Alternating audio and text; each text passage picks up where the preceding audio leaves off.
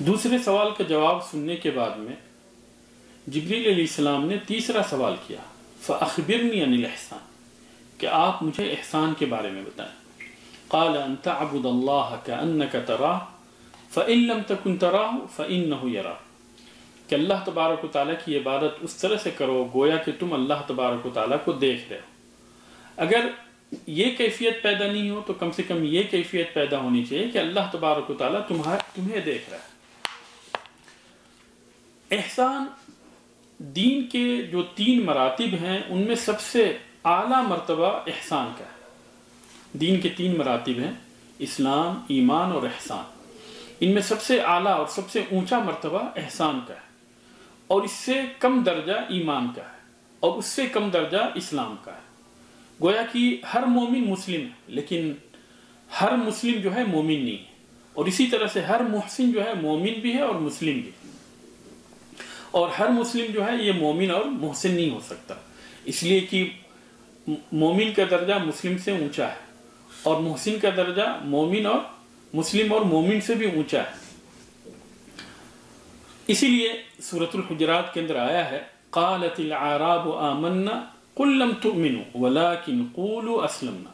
دیہاتی لوگ یہ کہتے ہیں کہ ہم ایمان لائے، اللہ تعالیٰ کہتا ہے کہ یہ مت کہو کہ ہم ایمان لائے، بلکہ یہ کہو کہ ہم اسلام لائے۔ ولما يدخل الايمان في قلوبكم، کہ تمہارے دلوں میں ابھی تک جو ہے ایمان داخل نہیں ہوا ہے۔ اس حدیث کی تفسیر یعنی احسان کی جو تفسیر نبی کریم صلی اللہ علیہ وسلم نے کی، ان میں سے پہلی چیز آپ صلی اللہ علیہ وسلم نے یہ کہی، ان تعبد اللہ کأنک تراہ، یعنی عبادت کے لیے اللہ تبارک و تعالیٰ کے سامنے اس طرح سے کھڑے ہو گویا کہ تم اللہ تبارک و تعالیٰ کو دیکھ رہے ہو۔ اور اگر تمہارے دل کے اندر یہ احساس پیدا نہ ہو تو کم سے کم یہ احساس پیدا ہونا چاہیے کہ فَإِنَّهُ يَرَاكَ، کہ اللہ تبارک و تعالیٰ جو ہے وہ تمہیں دیکھ رہا ہے، اللہ تبارک و تعالیٰ تمہیں دیکھ رہا ہے، کیونکہ اللہ تبارک و تعالیٰ سے کوئی بھی چیز مخفی نہیں ہے، اللہ تبارک و تعالیٰ سے کوئی بھی چیز پوشیدہ نہیں۔ تو بندے کو اس بات سے ڈرنا چاہیے کہ کہیں ایسا نہ ہو کہ جن چیزوں سے اللہ تبارک و تعالیٰ نے اسے منع کیا ہے اس جگہ پہ وہ دکھائی دے، بلکہ اس جگہ سے دوری اختیار کرے اور ایسا کام کرے کہ اللہ تبارک و تعالیٰ کو وہ بندہ ایسی جگہ پہ دکھائی دے جس جگہ پہ اور جس کام کو کرنے کا اللہ تبارک و تعالیٰ نے حکم دیا ہے۔ اس سوال کا جواب سننے کے بعد میں جبریل علیہ السلام نے ایک چوتھا سوال کیا، فَأَخْبِرْنِي عَنِ السَّاعَةِ، کہ آپ ہمیں قیامت کے بارے میں بتائیں۔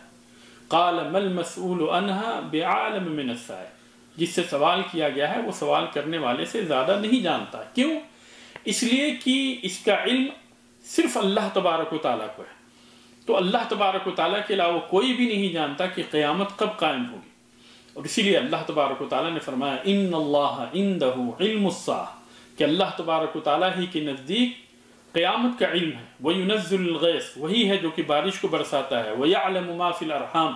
ماں کی پیٹ کے اندر کیا چیز ہے اس کے بارے میں اسی کو پتہ ہے۔ وَمَا تَدْرِي نَفْسٌ مَاذَا تَكْسِبُ غَدًا، کسی کو بھی یہ معلوم نہیں کہ کل وہ کیا کمائے گا۔ وَمَا تَدْرِي نَفْسٌ بِأَيِّ أَرْضٍ تَمُوتُ، اور کسی کو بھی یہ پتہ نہیں کہ کس زمین پہ اسے موت آئے گی۔ ان اللہ علیم خبیر، یقیناً اللہ تبارک و تعالیٰ جاننے والا اور خبر رکھنے والا ہے۔ اور اسی کو مفاتیح الغیب بھی کہتے ہیں۔ ان 5 چیزوں کا تذکرہ جن کا اس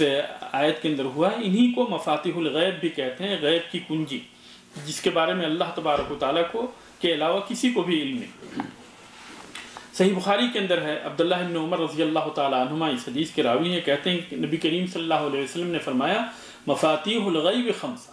کہ غیب کی کنجیاں 5 ہیں۔ پھر اس کے بعد میں اس آیت کریمہ کی تلاوت کی، ان اللہ عندہ علم الساعہ، کہ یقیناً اللہ تبارک و تعالیٰ ہی کے نزدیک قیامت کا علم ہے۔ تو قیامت کا علم اللہ تبارک و تعالیٰ کے علاوہ کسی کو بھی نہیں۔ حدیث کے اندر آتا ہے کہ قیامت جمعے کے دن قائم ہوگی، لیکن کس سال قائم ہوگی، کس مہینے کے اندر، کس جمعے کے اندر، اس کے بارے میں ہمیں پتہ نہیں۔ اس کے بارے میں صرف اللہ تبارک و تعالیٰ کو پتہ ہے، اور دنیا کے اندر کسی کو بھی پتہ نہیں، نہ تو کسی رسول کو اس کے بارے میں پتہ ہے اور نہ ہی کسی فرشتے کو اس کے بارے میں پتہ ہے، بلکہ اس کا علم جو ہے صرف اللہ تبارک و تعالیٰ کو ہے۔ ابو ہریرہ رضی اللہ تعالیٰ عنہ کی روایت ہے کہ رسول اللہ صلی اللہ علیہ وسلم نے فرمایا خیر یوم طلعت فیہ الشمس یوم الجمعہ، کہ سب سے بہترین دن جس کے اندر سورج طلوع ہوتا ہے وہ جمعے کا دن ہے۔ فیہ خلق آدم، اسی دن آدم علیہ السلام کو پیدا کیا گیا، وفیہ اہبط، اور اسی دن جو ہے زمین کے اوپر ان کو اتارا گیا، وفیہ تیب علیہ، اور اسی دن انہوں نے اپنے گناہ سے توبہ کیا، وفیہ مات، اور اسی دن ان کی موت ہوئی، وفیہ تقوم الساعہ، اور اسی دن قیامت قائم ہوگی، وما من دابۃ الا وہی مسیخۃ یوم الجمعۃ من حین تصبح حتی تطلع الشمس، اور کوئی بھی ایسا جمعہ نہیں، کوئی بھی ایسا جانور نہیں ہے جو جمعے والے دن اس ڈر سے کہ کہیں قیامت نہ ہو جائے اپنے کان کو لگائے ہوئے نہ ہو یہاں تک کہ سورج طلوع ہو جائے، یعنی سورج طلوع ہونے تک وہ اپنے کان کو لگائے ہوئے ہوتے ہیں اس ڈر سے کہ کہیں قیامت قائم نہ ہو جائے، سوائے جنات اور انسان کے، سوائے انسان اور جنات کے، باقی سارے کے سارے لوگ ڈرے ہوتے ہیں اور اپنے کان کو لگائے ہوتے ہیں کہ کہیں ایسا نہ ہو کہ قیامت قائم ہو جائے۔ نبی صلی اللہ علیہ وسلم کا یہ کہنا مل مسعول عنہا بعالم من السائل، کہ جس سے سوال کیا گیا ہے وہ سوال کرنے والے سے زیادہ نہیں جانتا، اس کا مطلب یہ ہے کہ اس کے اندر سائل یعنی سوال کرنے والا اور جس کے سے سوال کیا گیا ہے وہ سب کے سب برابر ہے، بلکہ دنیا کی ساری مخلوق جو ہے اس سے متعلق برابر ہے کہ انہیں جو ہے قیامت کے بارے میں علم نہیں کہ قیامت کس وقت قائم ہوگی۔ قال فاخبرنی عن اماراتها، تو جبریل علیہ السلام نے ایک 5واں سوال کیا کہ آپ مجھے ان کی نشانیاں بتا دیں، اس کی نشانیاں بتا دیں۔ قال ان تلد الامۃ ربتها وان ترى الحفاة العراة العالة رعاء الشاء يتطاولون في البنيان، کہ لونڈیاں اپنے آقا کو جنم دیں گی اور آپ دیکھیں گے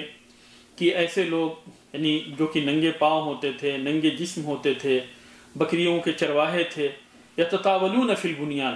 اور غریب قسم کے لوگ تھے، فقیر تھے، العالہ غریب فقیر محتاج قسم کے لوگ تھے، یتطاولون فی البنیان، لمبی لمبی بلڈنگیں بنانے میں ایک دوسرے سے مقابلہ کریں گے۔ قیامت کی جو نشانیاں ہیں یہ 2 طرح کی نشانیاں ہیں، ایک وہ ہیں جو کہ قرب قیامت ہوں گی اور انہی میں سے جو ہے مغرب کی طرف سے یعنی پچھم کی طرف سے ویسٹ کی طرف سے سورج کا نکلنا، دجال کا نکلنا، یاجوج اور ماجوج کا ظاہر ہونا اور عیسیٰ علیہ السلام کا آسمان سے نازل ہونا، یہ ساری کی ساری نشانیاں قیامت کے بالکل قریب ظاہر ہوں گی۔ اور کچھ نشانیاں ایسی ہیں جو کہ قیامت سے پہلے یعنی کافی پہلے ظاہر ہوں گی، اور انہی میں سے 2 نشانیوں کا تذکرہ نبی کریم صلی اللہ علیہ وسلم نے اس حدیث کے اندر کیا۔ پہلی نشانی ان تلد الامۃ ربتها، کہ لونڈیاں اپنے آقا کو جنم دیں گی۔ علماء کرام نے اس کی مختلف تفسیر کی ہے۔ اس کے ایک معنی یہ بھی بتایا گیا ہے کہ آخری زمانے میں بہت ساری فتوحات ہوں گی جس کے نتیجے میں عورتوں کو گرفتار کیا جائے گا اور وہ عورتیں جو ہے لونڈیاں بنیں گی، اور ان لونڈیوں سے صحبت کے نتیجے میں جو بچے پیدا ہوں گے تو گویا کہ وہ بچے ان کے سردار ہوں گے۔ اسی طریقے سے یہ بھی اس کا معنی بیان کیا گیا ہے کہ آخری زمانے میں جو حالات جو ہے بدل جائیں گے، بچوں سے نافرمانیاں سرزد ہوں گی، بچے اور بچیاں جو ہے اپنی ماں باپ کی نافرمانیاں کریں گے اور اس طریقے سے ان کے اوپر جو ہے وہ غالب آ جائیں گے، تو اس طریقے سے گویا کہ وہ بچے جو ہے ان تلد الامۃ ربتها، گویا کہ وہ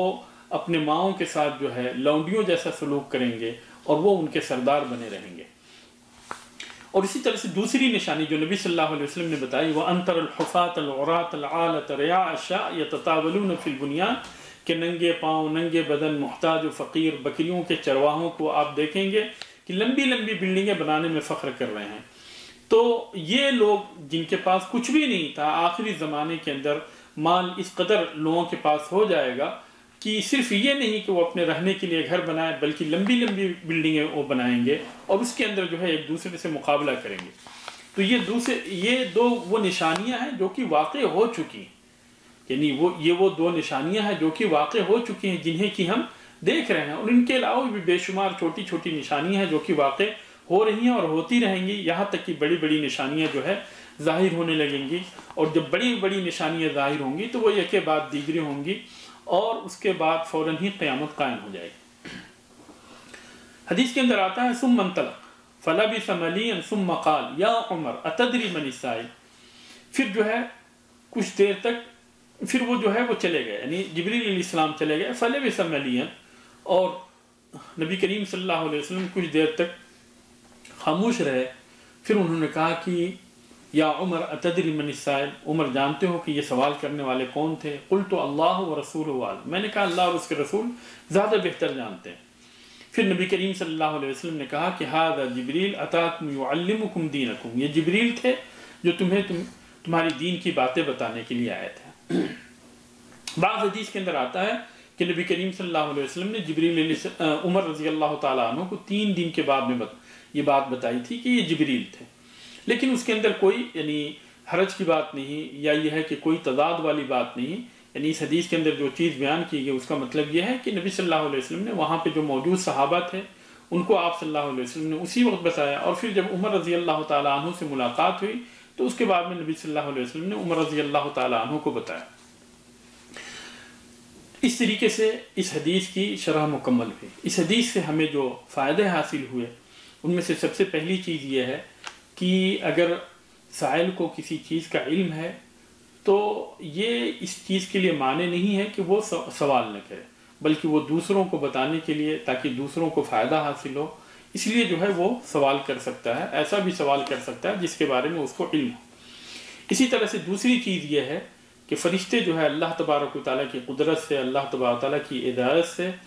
وہ انسانی شکل اختیار کر سکتے ہیں۔ تیسری چیز یہ ہے کہ ایک طالب علم کو استاد کے سامنے کیسے بیٹھنا چاہیے ان آداب کے بارے میں اس حدیث کے اندر تذکرہ ہے۔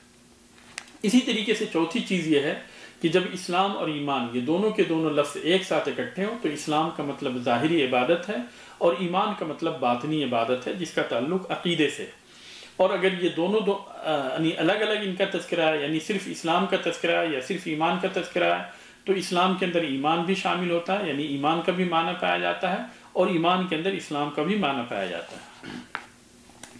پانچویں چیز جو کہ اس حدیث کے اندر یہ ہے وہ یہ کہ جو اہم چیزیں ہیں ان کا تذکرہ پہلے کریں گے، اسی لیے اسلام کا جب